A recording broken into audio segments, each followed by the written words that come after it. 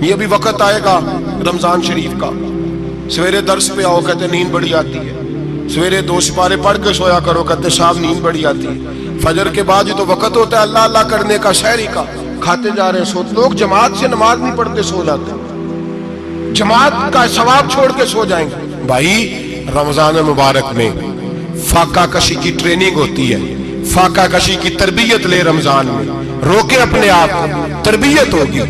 اور ہمارے صوفیاء فرماتے ہیں جو زیادہ کھاتا ہے اس کا نفس اس کو زیادہ پہ مائل کرتا ہے، خواہشات نفس پیدا ہوتی ہیں۔ میرے نبی پاک علیہ السلام نے جوانوں کو حکم دیا ہے، یا معاشر الشباب، او جوانوں، یا رسول اللہ کیا حکم ہے؟ فرمایا یا نکاح کر لو اگر طاقت ہے، نہیں طاقت تو روزے رکھو۔ حضور روزے سے کیا ہوگا؟ فرمایا تمہارا نفس کچلا جائے گا، شیطان وسوسہ اندوزی نہیں کرے گا۔ آج نوجوان بڑھ بڑھ کے کھاتا ہے، بہت زیادہ کھاتا ہے، کبھی اس ہوٹل سے کھاتا ہے کبھی اس ہوٹل سے کھاتا ہے۔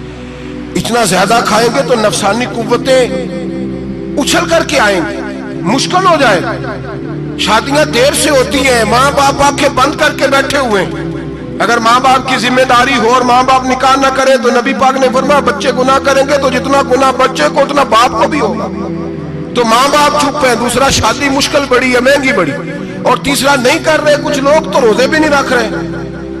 تو رمضان ان کے لیے بھی وقت ہے، نفسانی قوتیں کچلی جائیں گی، کھانا جتنا کم کھایا جائے گا اتنا وجود کے اندر نفسانی خواہشات کم پیدا ہوں گی۔ تو رمضان تو پریکٹس ہے مجاہدے کی، دین کی۔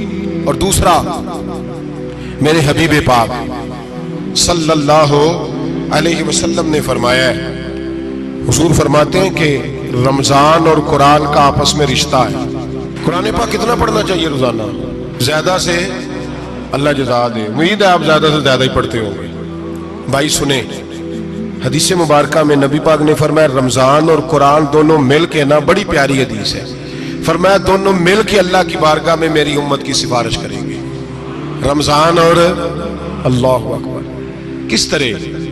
نبی پاک فرماتے ہیں رمضان کہے گا اے اللہ دن کے وقت میں نے اسے تیری رضا کے لیے کھانے پینے سے باز رکھا، اور قرآن کہے گا یا اللہ رات کو تیری رضا کے لیے کھڑا ہو کے یہ قرآن سنتا تھا۔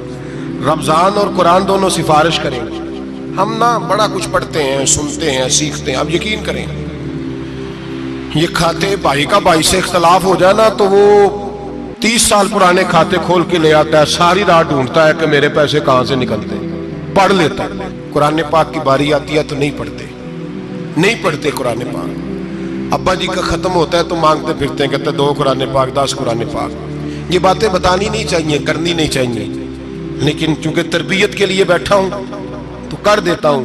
میرے شاگردوں سے پوچھیں، یہاں مدرسہ ہے الحمدللہ، درجنوں طلباء ہیں، اساتذہ ہیں، میرے پیر بھائی ہیں، اور میرا یہ دعویٰ ہے کہ شاید تو کسی سے اتنا پیار کرتا ہو جتنے میرے شاگرد اور مرید مجھ سے کرتے ہیں، لیکن میں نے کبھی کسی سے نہیں کہا کہ ذرا سورۃ فاتحہ پڑھ کے دینا، میں نے اپنے ابا جی کو ثواب دینا ہے۔ پوچھ لیں کسی سے نہیں کبھی کہا، کبھی نہیں میں نے کہا کہ ذرا مجھے تھوڑا سا قرآن پڑھ دیں۔ میں اس کو ناجائز نہیں کہتا، پڑھوانا چاہیے، لیکن میں اپنے والدین کے لیے کبھی سوال نہیں کرتا کہ مجھے ذرا پڑھ کے دو، میں نے بخشنا ہے، اس لیے کہ میں نے ذاتی طور پہ روٹین بنائی ہے۔ میں سمجھتا ہوں کہ کائنات کے اندر میرے اوپر جن لوگوں نے احسان کیے ان میں سب سے زیادہ حصہ میرے ماں باپ کا ہے۔ میں سمجھتا ہوں اس بات، کتنا نالائق ہوں میں کہ میں 1 مہینے میں ایک قرآن پاک بھی پڑھ کے ان کی روح کو احسان نہیں کر سکتا۔ میرا یہ طریقہ ہے ذاتی، میں قدغن نہیں لگاتا، میرا ذاتی طریقہ یہ، الحمد سے شروع کرو اور 2 سورتیں چھوڑ کے قرآن پاک ختم کر دو آخری، اور پھر فلق اور ناس صورتیں ساتھ لے جاؤ۔ یہاں بیٹھ کے سالے ثواب نہیں کرنا، ختم نہیں دلانا، ساتھ لے جاؤ، قبر پہ کھڑے ہو جاؤ اور فلق اور ناس صورتیں قبر پہ بیٹھ کے تلاوت کرو، اور جو قرآن مجید پڑھا ہے ان کی روح کو وہاں احسال کرو۔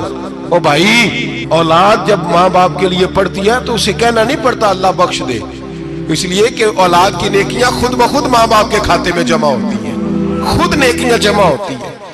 میرے بھائی تو بچوں سے یہ تو مطالبہ کرتا ہے کہ بیٹا اس سال رمضان المبارک میں میرے لیے ستو ضرور بنانا، فلانی چٹنی ضرور تیار کرنا، یہ کیوں نہیں کہتا بیوی سے کہ ڈشیں کم بنانا، تو بھی بیٹھ کے قرآن پاک پڑھ، میں بھی قرآن پاک پڑھتا ہوں، ادھر آؤ بیٹا یہاں بیٹھ کے تلاوت کرو، میں بھی کرتا ہوں، بیٹی ادھر آؤ بیٹھ کے قرآن پاک پڑھو۔ کتنا وقت لگتا ہے؟